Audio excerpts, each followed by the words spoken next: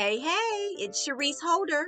I hope you enjoyed part one of the Sister Chat for the Interior Joy session of the Women's Focus Study.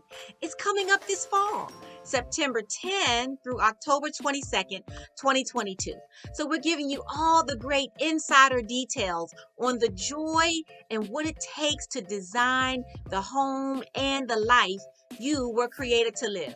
So please enjoy part two. Fulfilling. And again, talking about starting from the inside, the interior space of the heart. That's why it's called interior joy. Starting with the interior spaces of the heart, then working that out into the interior spaces of your home. And then, of course, putting God first. Amen. Yeah. Putting God first. So it's amazing how, of course, we all know there's nothing new under the sun. And everything we ever need to know is in the Bible. So the Bible principles that are used in the Interior Joy session, used to transform spaces, it's real. So we're talking about purpose and planning and order and being wonderfully and uniquely designed. And lighting, God talks about being the light and the color. So all of these are God principles, and they can be used to transform your space. So for those of you who don't know me, I'm Sharice Holder. I wrote the book, and I'm ecstatic to have Sanji and Rayshawn on the team because these ladies are incredible. You're so creative, and each person has their unique perspective on the home and also the God principles. We're all members of the same church, and once we begin to advertise the church and where the sessions are going to be, we'll talk more about that. But for right now, we just want everyone to know that the Interior Joy session will be starting in the fall, starting September 10 to October 22nd, and you will get more insight to exactly how to register. So all of that is coming up. So excellent. So I do have another question for you all. This is good. So what was your experience when you took the session, whether it's, with your group or whatever? Just jump. We'll go start with you, Sanji. What was your experience in the session? Sure. And I would say I had the pleasure of having Rashawn in my session, in my team. I won't even say that I led the team, but just kind of coached the team. Those women were very, very creative. And so they created a prayer room. And I'm talking about like a lot of people who never had design experience or doing 3D renderings. Rashawn was really great with guiding everyone through that process and coming up with a beautiful, beautiful space that not only I could see myself using, right? But also all of the ladies, and just how does that become a reality? Like you start to get excited because you're like, oh, okay, this is real. Like I can actually do something like this and I can create it from scratch. And I think it gave a lot of women not just inspiration, but the confidence that they needed to transform something and not just, again, compare it to what you see online or on television, but really like I'm equipped with the tools. I've learned how I can really transform a space. And I actually did that myself from a closet to now this office.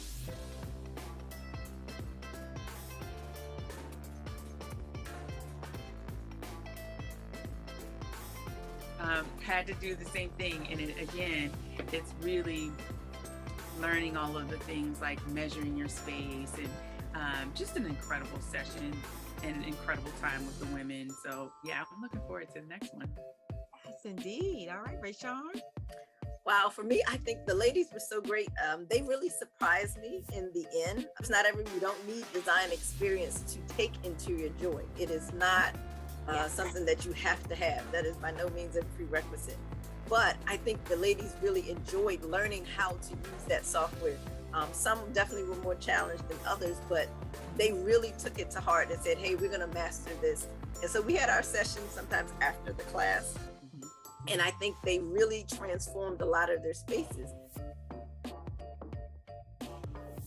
In particular, really just fascinated me because she really just didn't understand the whole measurement thing. But once we got it down, she was able to do it. And because we were virtual, you know, I'm that hands-on person, I couldn't get to her, but we had many conversations to get her to that point. But her space, when she transformed it and changed it around, gave her so much more space, and that gave her much more joy.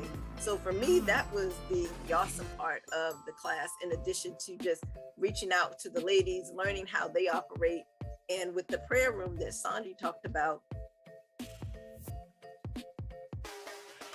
we all started with an element that we had in our home. So it wasn't something, a picture.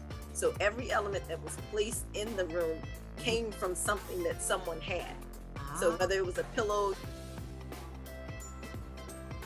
and something that closely resembled what they had.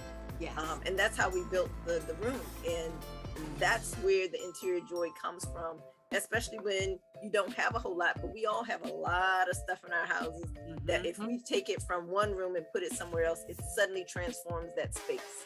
Yep. Whether it's artwork, we all buy like 50 million pillows. I know my sister does.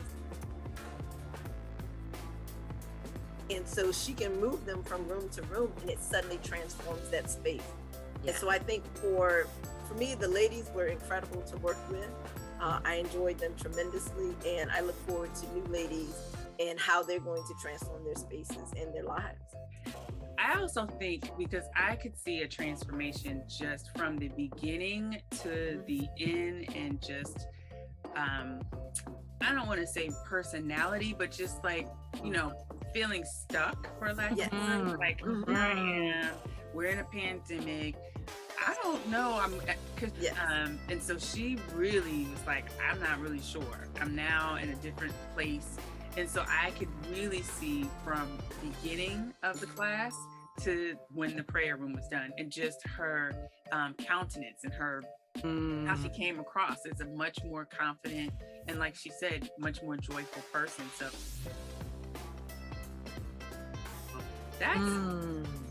that is beyond us. And yes, exactly. And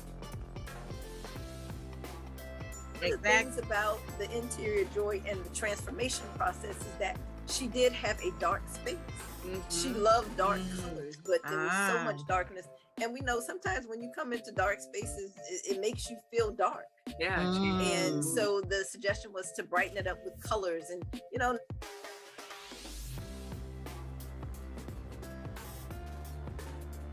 not several bright colors, but she had to morph into that and slowly grow into saying, okay, I can use a color in here.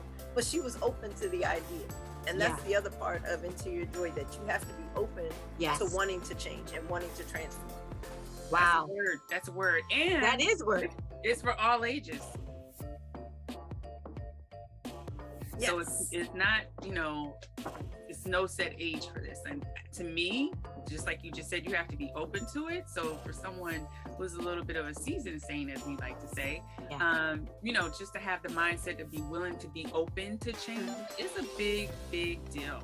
It's huge. You all brought up so many points. I'm trying to remember which ones to highlight, but definitely being open is so key, because you're going to get so much out of the session when you're open, your heart is open and your mind is open, and we are also honoring God in the process. So it puts it on a whole new level, and starting with that different perspective. And so that's the beautiful thing. And like you said, all ages are welcome. All ages are welcome. It doesn't matter if you have a room or an apartment or a home. Everyone is welcome to participate in that. And then just going back to how critical the interior spaces of our heart. I don't know if you all are familiar with Martha Beck, but she is, she wrote an article and she really highlights the importance of the home. And she made a quote. Her quote says, "The spaces we shape also shape us." Isn't that deep? Yes. And that is what this session is all about how our spaces shape us and we shape our spaces.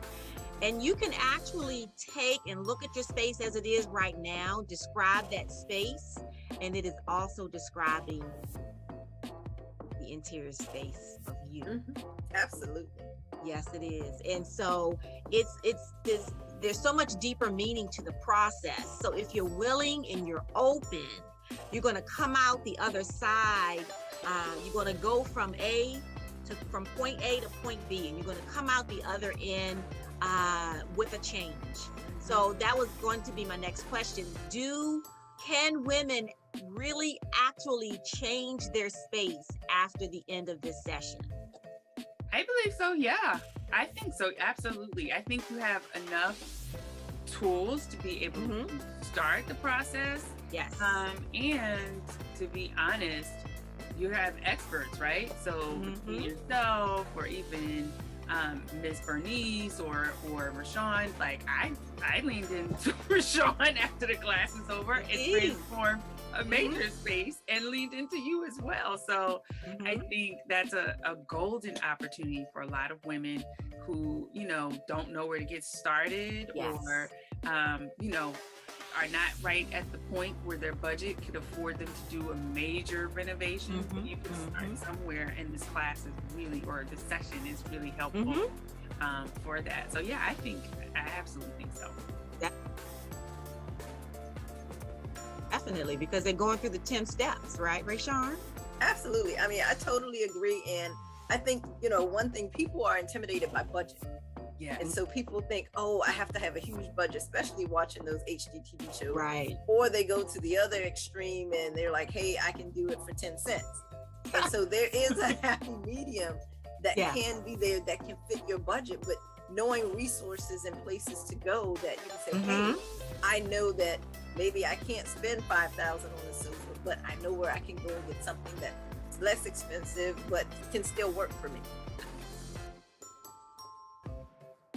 Absolutely, because it can, I mean, you could actually do a space for free, a lot of sweat equity. And if you need to paint, maybe you've got some paint sitting around the house, or you can get some of the don't they have like open people return paint? So sometimes it's super, super cheap. And so it's one of those things that one of my favorite places in North Carolina, in Durham, is a place called Scrap Exchange. And it is an amazing place. I really do wish they had one around here, but that's probably not a good thing. But they have so many different things, from tile to metals, fabrics, you name it, they have it in there. People donate a lot, but it is a great place to get things that you can, reshape your home, transform your home, and not just, just about the tile or the larger things, but small things. I've purchased mirrors from there, then I've transformed them and made a cornice in my house.